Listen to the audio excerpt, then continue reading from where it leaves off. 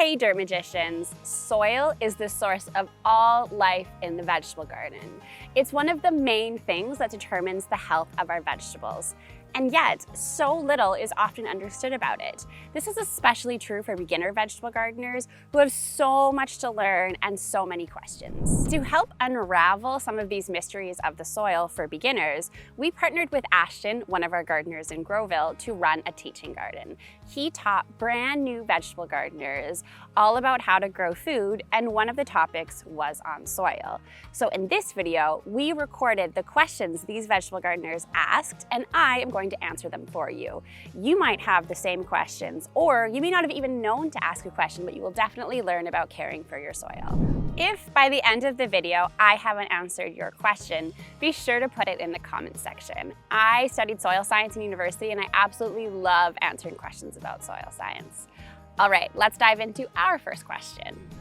What's the difference between perlite and vermiculite? So perlite is a volcanic rock that's almost like a glass that has been heated up to 900 degrees Celsius or 1,650 degrees Fahrenheit, which causes the glass to expand and poof out, almost like popcorn, which allows air to flow through as there's lots of different pores in it. Perlite is often added to our potting mixes to encourage airflow and drainage. If our plant roots and soil organisms were sitting in water all of the time, they would rot and die. So being able to drain water through the soil is super important, and that's why perlite is in potting mixes. Now, vermiculite, on the other hand, is a mineral that is heated up and expanded. However, it doesn't help with drainage. It's used for water retention. And both of these ingredients are really only needed if we are using potting mixes. So that's when we are starting things in pots or containers or starting seeds indoors. We don't need to worry about it if we are using a native soil, as the soil has a natural soil structure to it. All right, next question. How did you prepare the soil? Every gardener is different in terms of how they prepare their soil. So I will answer how Ashton prepared his soil here. So over the winter, he protected all of his garden beds with leaves. And then in the spring, he chopped up all of those leaves with a lawnmower and then added it back into the beds and reincorporated it to feed the soil organisms. Once he did that, he then added a 2-inch layer of compost with a minimum of 2% nitrogen to ensure there was enough nutrients for all of his plants. Oh, it's so nice. You can see a lot of life in the soil. If you want to learn more about soil health, then we have a mini course for you. In this course, we do a deep dive into soil nutrients, heavy metals, and soil structure.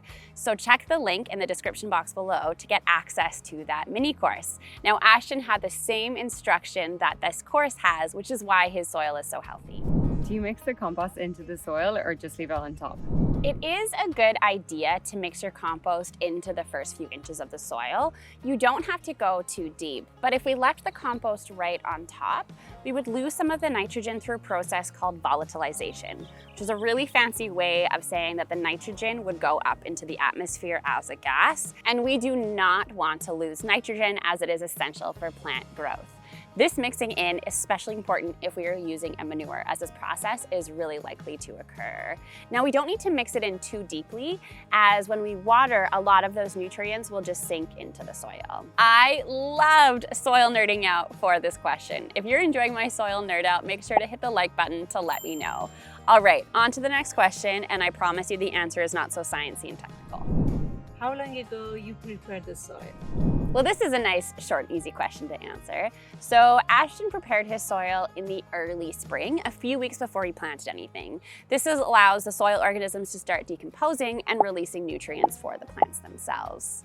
All right, on to our last and final question. What fertilizers do your plants need?